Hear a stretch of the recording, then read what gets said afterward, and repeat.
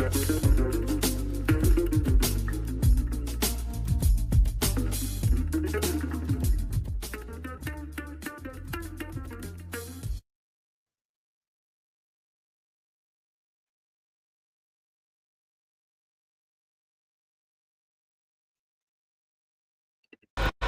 can't hate on them. You know, a lot of Muslims, they do take shots at Trump, and I am one of them.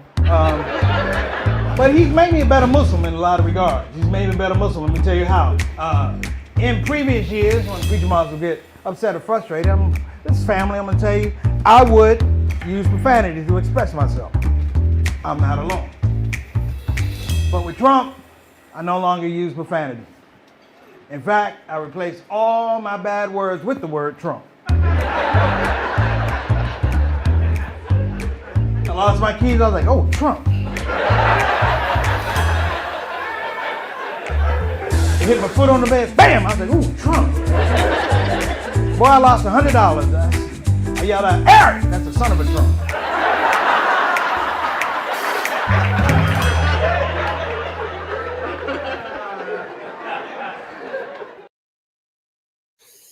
Assalamu alaikum warahmatullahi wabarakatuh, everybody. Preacher Moss, host of the SOS, the Shout Out Show, here on Wednesday, every Wednesday from 5 o'clock to 5:30 and 6 o'clock to 6:30 on the East Coast and 3:30 to 3 o'clock to 3:30 on the West Coast.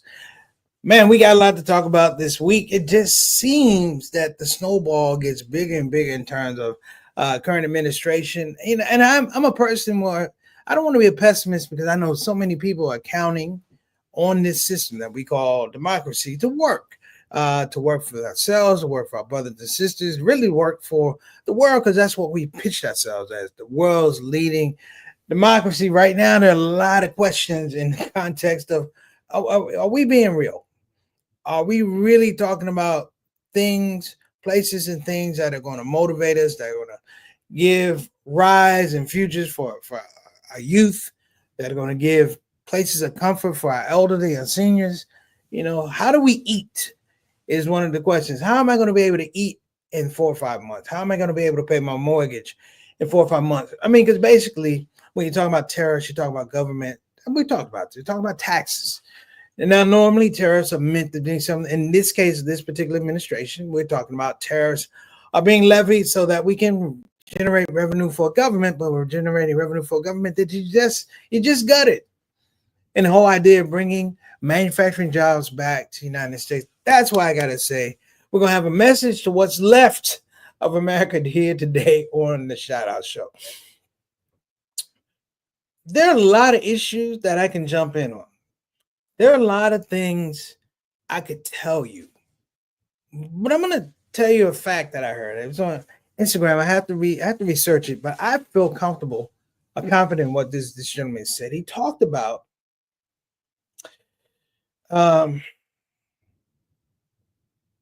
a generation of Black people that were born in slavery. He said there were 100. He said there were 100 people who were born in slavery. When they died, they were millionaires. Think about the time I'm talking about. They were born in slavery. When they died, they were millionaires.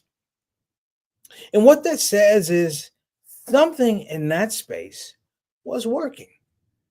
It's not like what you hear about the downtrodden. These are stories of prosperity of people who define democracy for themselves. We will get to that point. And I'm talking about a message to what's left of America because it's being decimated. And when I say decimated, I don't mean like, it's not the government destroying or the president is destroying the economy. What it is we watch it. And our frame of resistance that we would destroy one another. So my first message to what's left of America is the people who are sober-minded. Remind the people who are uneducated, uncultured, undisciplined. Let them know that there's a pathway.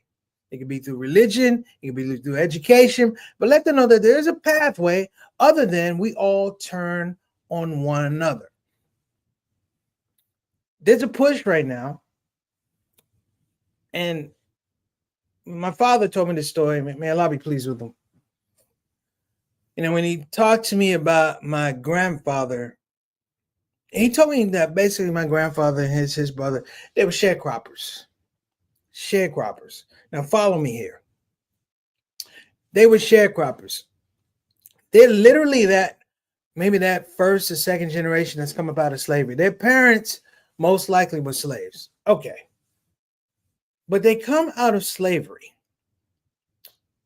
and they get into sharecropping. And the reason they're into sharecropping because they don't have access to capital. Nobody's giving free slaves opportunities and resources to basically liberate yourself. Or worse, liberate yourself and set an example for other people to liberate themselves. Think about that. Well, somewhere along the line, my grandfather, may well all be pleased with him, too, realizes that the sharecropping thing is a dead end. It's a dead end. He literally says, he said to me when I was older, that the more he worked, the more he was going to be in debt. He said, because that was a sharecropping game. The lie that we're told that blacks came up north for the good jobs is a lie. Southern blacks came up north because people had stolen their land. They had robbed them of the opportunity to be rich and sustain themselves through agriculture. So they came north and got involved in what we call the Industrial Revolution, or in some cases, technology. But the point is, they had a diaspora. That they moved from the situation to a situation where it may not have been better, it did offer more options for them to be independent. It offered more options for them to be successful.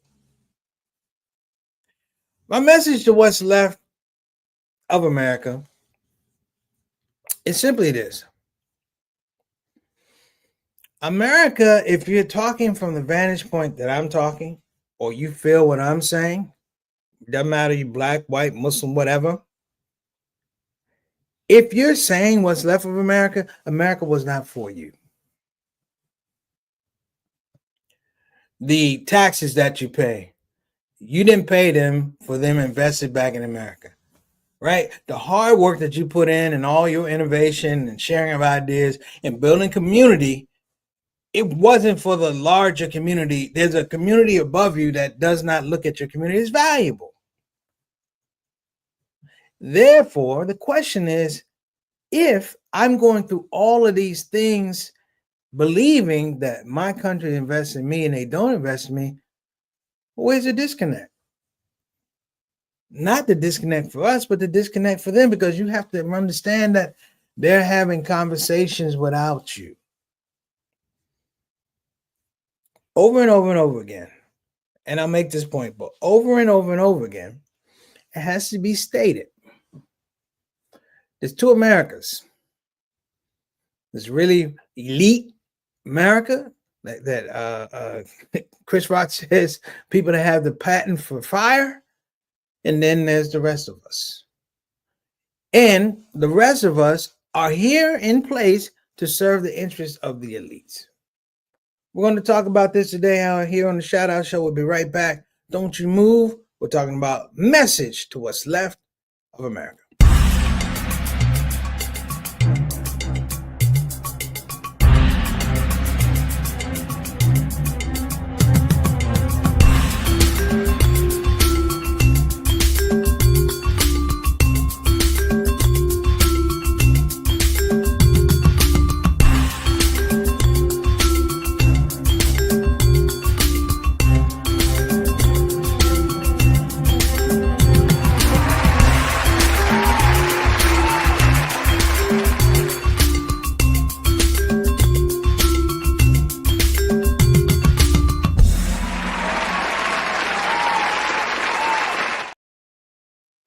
Okay, we're back. We're going to give a little roll call. Our shout out roll call. We'll give a shout out to my main man, Altaf Rashid. Wa alaikum assalam rahmatullahi wa barakatuh.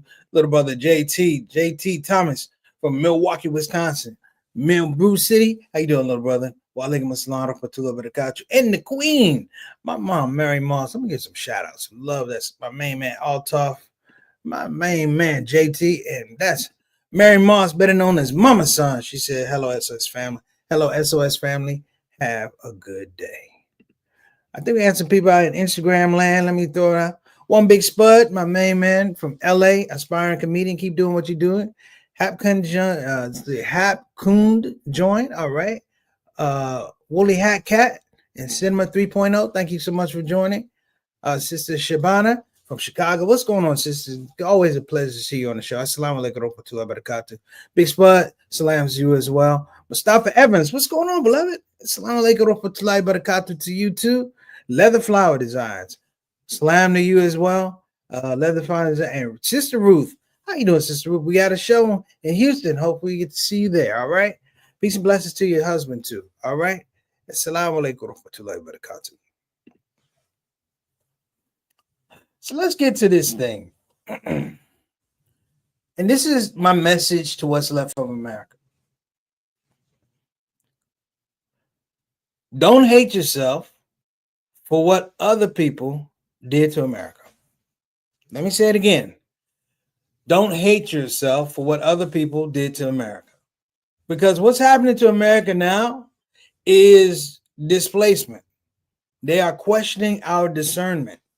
They don't believe that we could look at a duck and say, if it walks and it quacks, it's a duck. They are believing in our heart of hearts that we don't see what's going on. It's always a bad proposition when the really, really rich try to tell you what to do with your money. Most of it is give it to me. I'll handle your money. This is what hedge funds is about and things like that. This is what banks about. Give me your money. Give me your money. And what they give you in return is minuscule, if measurable at all. Let me tell you guys a little story about manufacturing. I'll tell you a little story about manufacturing because this is the big thing about the terrorists bringing manufacturing jobs back. Let me tell you guys something. Those jobs are gone. Okay? Those jobs are gone. It started almost 40, 50 years ago when technology began. Let me be even more specific. Slavery, the cotton gin. Somehow, somebody said, well, I can't afford enough slaves to pick this cotton. Someone came up with a cotton gin. And the cotton gin worked faster than the slaves, and it was more cost effective because you didn't have to feed the cotton gin. You didn't have to house the cotton gin. You just had to make sure mechanically it was functional. You didn't have to worry about the cotton gin running away. And somebody go, yeah, we can replace that. But what they couldn't do, they couldn't replace the entrepreneurial spirit of the enslaved. It haunts them today that this group of people, given the smallest opportunity, which is really separation from an oppressor, given the smallest opportunity will show you in leaps and bounds how creative they are, how resourceful they are, how resilient they are. And it has to be scary. Imagine you've been racing a person, cheating that person all their life. You know, every time there's a race, that person has chains on their ankles, so they always run slower. Or you make sure if they don't have chains on the ankle, you got a 50-yard head start and a 100-yard dash. It has to be unnerving when you lose the race and that person still has a chain around their ankles. It has to be scary. You had a 50-yard start. They gave you another 25 and you still lost the race. See, the template is America hates that person. I'm not saying Americans, but I'm saying presently constructed. America hates those people. They hate those black people. They hate those Native Americans who had ingenuity here in the United States that they could not replicate. And when they can't replicate it, they destroy it.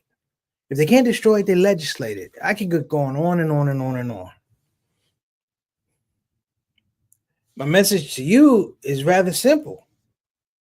If you know they can't replicate it, if you know they can't duplicate it, they probably can't destroy it, then you got to populate it.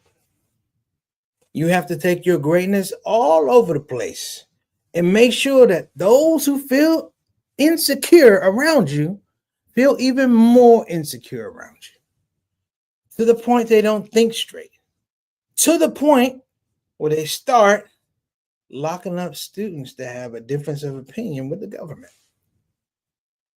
To the point they deport people falsely because that's what makes them feel comfortable. See, that's the thing. People want to feel comfortable when they do these things. My issue is, and I will stand by this, dissent makes people uncomfortable. Let me tell you the other thing that makes people uncomfortable: surviving.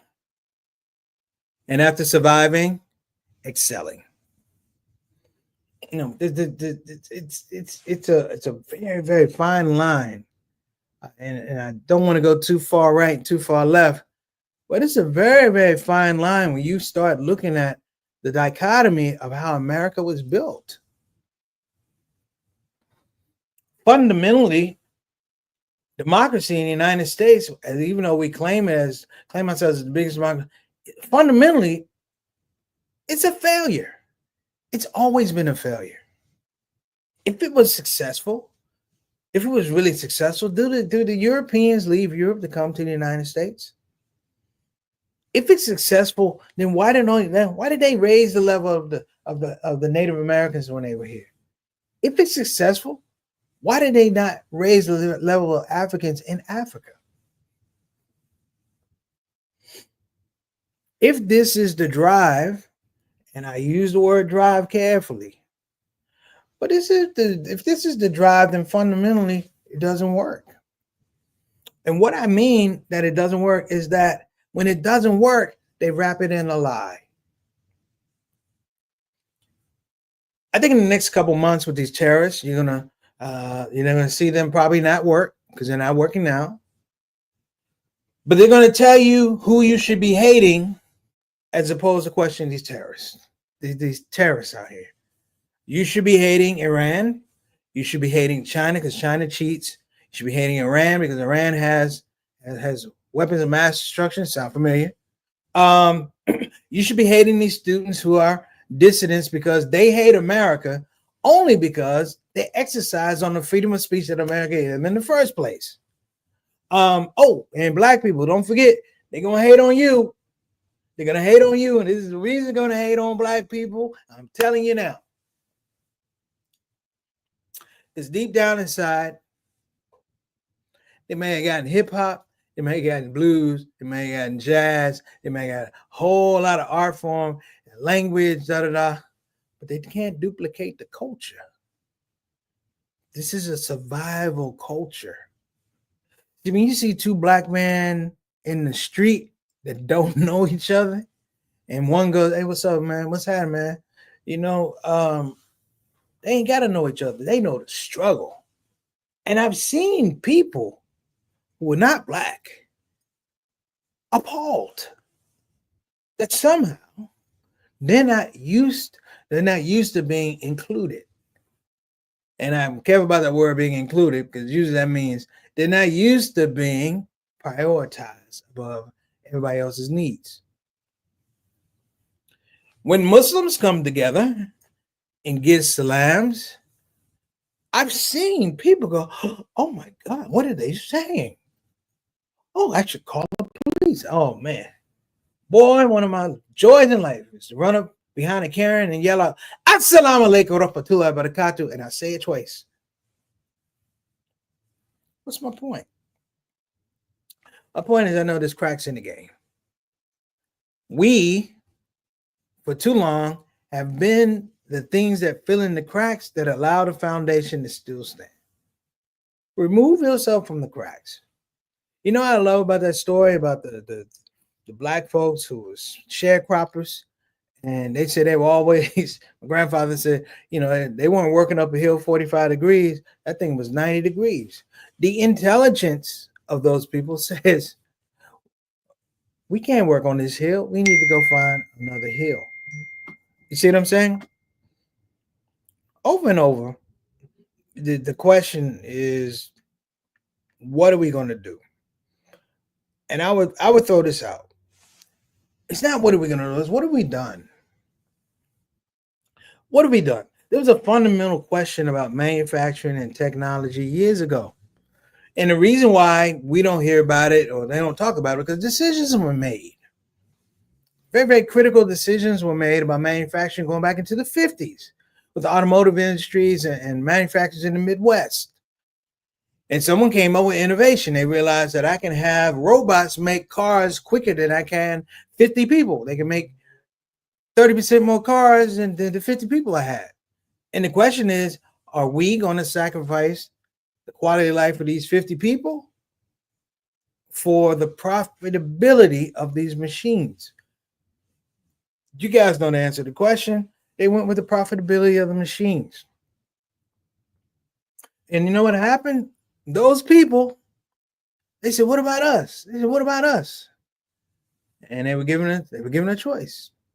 They were like, either you learn how to work the machines or you reclassify, you retrain yourself, which sounds great. But what about everybody else that wasn't even allowed in the factory? Native Americans, Latinos, African Americans, we weren't even a part of that ecosystem. You know, it's not said with the right amount of reverence, of profundity. But I want everybody to realize that everybody that came up out of slavery was an entrepreneur. I'm talking about the purest form of being an entrepreneur. Not just building business, but framing survival. With all the things that are leaned against you to ensure that you fail, somehow you produce a generation that's more successful, more educated, more spiritual, more creative, more independently, more financially independent, and so on and so on and so on. The question is, what's left of America? Because I'm giving a message to what's left of America. And this is not for all the people who think like me. There's some people that think, well, this is our America anyway. We're just taking it back. Here's my message to you. You can have this funky place. It's been funky a long time. I've been doing you a favor, like a lot of us have been doing you a favor, because we made this thing workable and livable long enough for you to believe and make believe that somehow you had something to do with it. You had nothing to do with it. All you people, you like to call them MAGA, I like to call them maggots. All you maggots need to understand that your level of comfortability is built on the back, not built on the backs of not just people like myself, but the people who came before me 20, 30 years. It's built on the back of, guess what? Those same entrepreneurs that came out of those cotton fields. It's a game over. It's a game over. It is a game over. Hey, listen, man, kid gloves are off. You know you want to destroy the middle class? Why? You can't fill the middle class. That middle class is just gone. That's just something to occupy you. You will never be in the conversations of the Elon Musks. You won't be in the conversations of these rich folks, the McMahons. You won't be in those conversations. You know why? Because they look at you worse than they look at me. Because at least I'm honest. At least I'm not fooled. At least I'm not delusional. They look at you and they say, he's a pawn. He's a sucker. All of you suckers. You voted suckers. You ain't going to get nothing because your chip is tied to our creativity. See, your boat is tied to what we do. Your resistance and your resiliency is tied to our intellectual capacity. You don't have it. You don't have it. You never will have it. They're teaching you to start hating us because you're too afraid to hate them. You're too afraid to confront them. I love them. I'm gonna, you know what I'm gonna do? I'm gonna call a GOP town hall just to get a bunch of people in there and go, hey, listen, GOP didn't show up. Let me tell you, let me give you my message to what's left of America. And in that space, we're gonna have to re-educate you. See, these are the things that Malcolm died for. These are the things that Edgar died for. These are the things that you see what I'm saying? that our true leaders die for. There's too many of them. They've been snuffed out because their dreams were too big. The reality is too strong. So let me get to the rap because I only got a couple minutes. Now let me talk to the people who are sober-minded and understand that America, for a long time, not just now, has been a failed experiment in terms of democracy. Those are the ones who do things like, I'm going to pay for my children to go to correct schools where the teachers are invested. Well, those are the ones that say, if my child is going to a subpar school, I'm going to make sure they get an education at home. These are the ones that say, I know that system is broken. Before I pour all my energy and investment in the broken system, why not just build a system that works for me? Even more so, the misery index in this country. The misery index in this country is at an all-time high. And I realize that the misery index in this country is tied to white supremacist misery. And the problem is, when you don't have a base, when you don't have a clue, understanding what your talent is, or what your purpose is, or even who your God is, it's a miserable existence. You will hate everything around you. And so we have a president right now, and I'll say this, who literally has no purpose, who literally has no mercy, who literally has no compassion, who literally has no humility, who literally has no God. And he surrounded himself with people who are afraid of that fact, so much to the point that they won't confront him. It is a court gesture. The only thing is, the fool isn't the one that comes in and entertains the king. The king is the fool. So before this becomes the United States of a failed empire, I would caution everybody. Don't watch what you say. Don't watch how you say it. You know what? Watch how people react. Say what you feel. Don't spare the feelings and emotions of people who have utter contempt and disregard for your joy. They're not supposed to be in a conversation with you. They're not supposed to be at the dinner table with you. We, like I said, for a long time have filled in the cracks of this failed foundation. But what happens when we start taking ourselves out of the crack? Guess what? The foundation may crumble,